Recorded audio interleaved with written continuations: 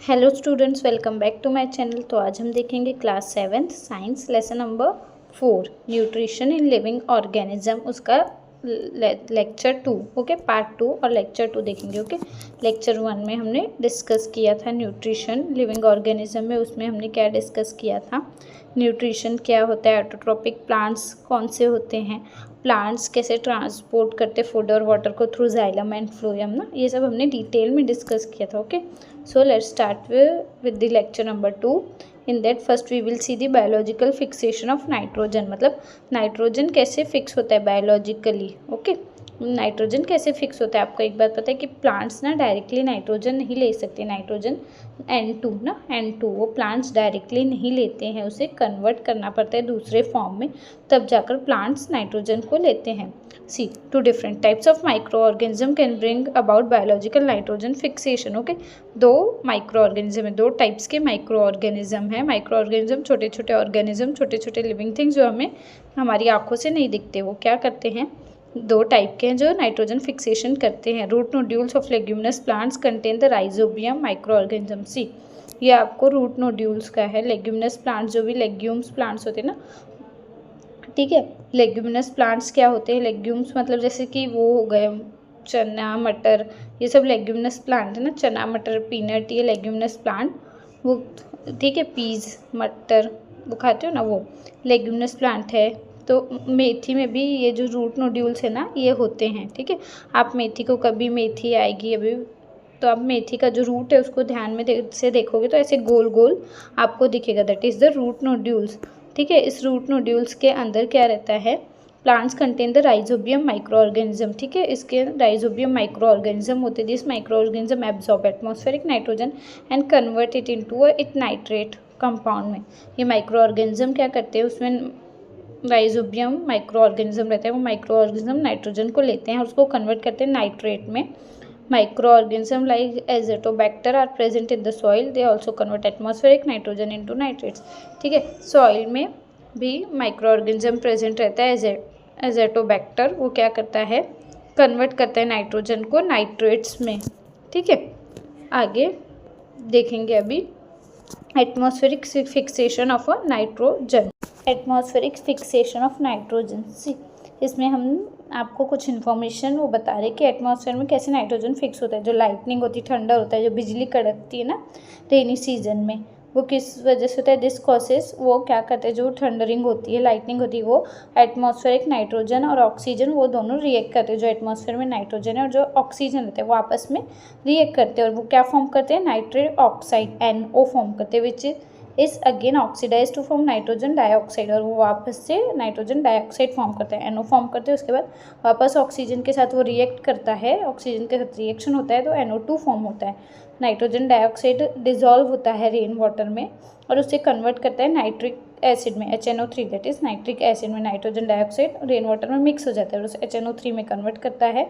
फिर वो सॉइल में रेन वाटर के साथ मिक्स हो जाता है और this acid react with different minerals, और वो क्या करती है, जो वो एसिड है HNO3 है, वो रिएक्ट करता है डिफरेंट जो भी मिनरल्स प्रेजेंट है सॉइल में।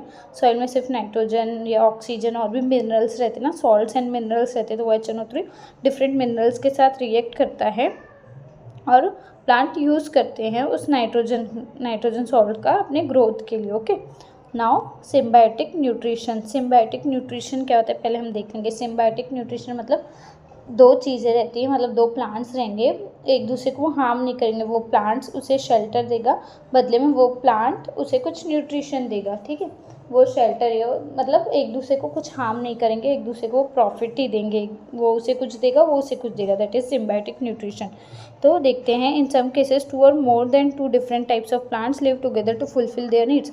दो या दो से ज़्यादा प्लांट्स एक साथ रहते हैं अपनी नीड को फुलफिल करने के लिए, क्योंकि वो प्लांट उसकी नीड फुलफिल करता है, जो दूसरा प्लांट है वो पहले वाले प्लांट्स की नीड्स को फुलफिल करता है। Fulfil needs of nutrition, there needs of nutrition उनका खाने से रिलेटेड हो सकता है, या तो उनके प्रोटेक्ट करता है, प्लांट्स को सपोर्ट देता है etcetera, with each other helps, एक दूसरे की हेल्प से। दिस टाइप ऑफ न्यूट्रिशन, इसी को हम सिम्बायोटिक न्यूट्रिशन कहते हैं। एक दूसरे की हेल्प होती है in case of a nutrition, protection या सपोर्ट के केस में। ठीक है, some fungi grow around the roots of some other plants. These plants supply nutrients to the fungi and in turn fungi supply minerals and water to the plants. कुछ fungus होते हैं जो roots के around grow होते, दूसरे plants के roots के around grow होते।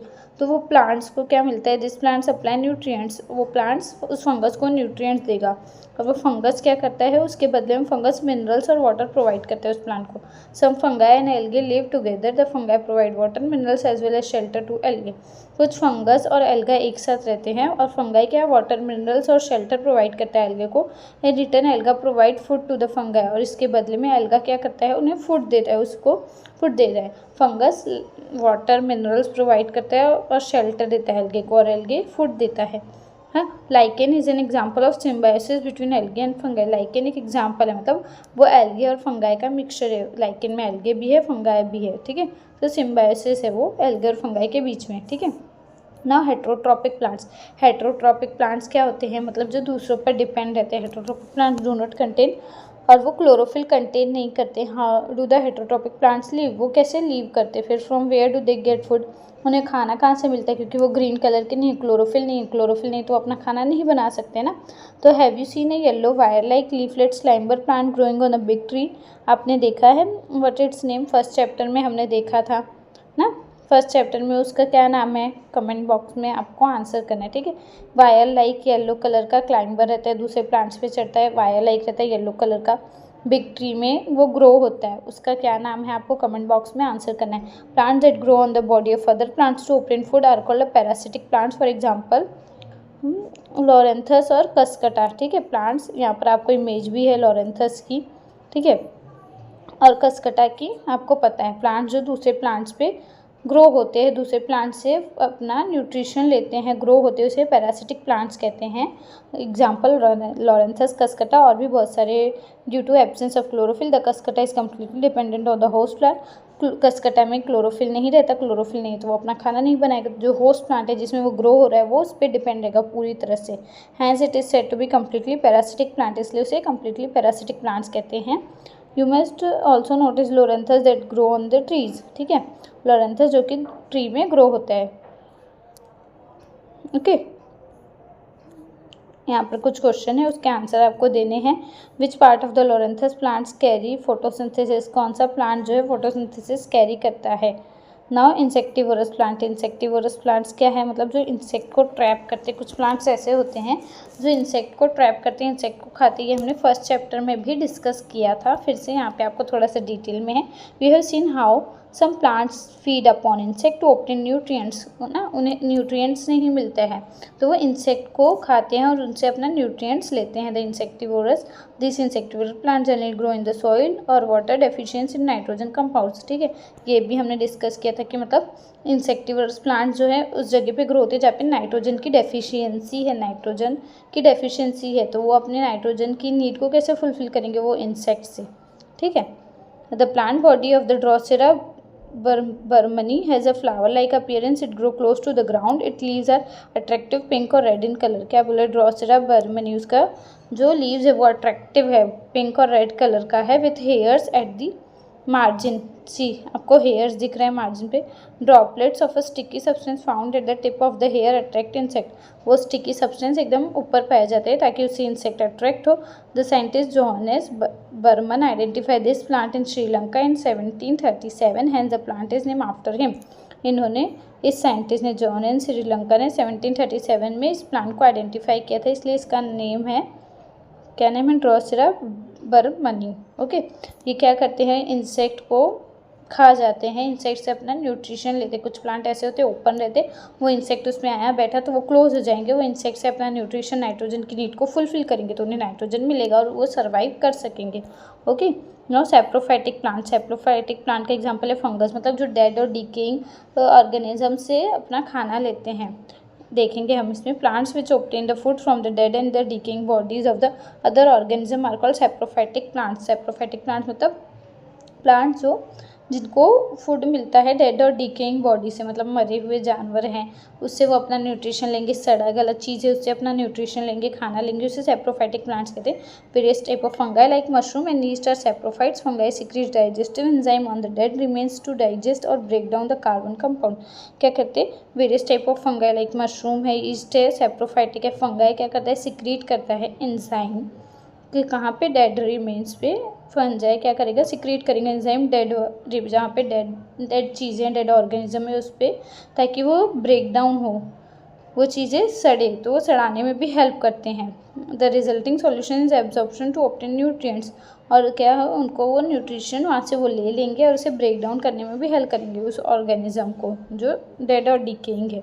ठीक है, now always remember food gets spoiled due to the some fungi causes disease और इलनेस। सी फूड ख़राब हो जाते हैं कुछ फंगाई की वजह से, और कुछ फंगस ऐसे भी होते हैं जो डिजीज़ बीमारियाँ फैलाते हैं, बट कुछ फंगस मेडिसिनल प्रॉपर्टीज़ होती है कुछ फंगस में, लाइक ईस्ट फर्मेंटेशन में यूज़ करते हैं, मशरूम उसमें आयरन है, विटामिन है ना मशरूम में, और ईस्ट फर्मेंटेशन करके ब्रेड बनाने में यूज़ करते हैं। ठीक है, now role of nutrients and effects of their deficiency on plants.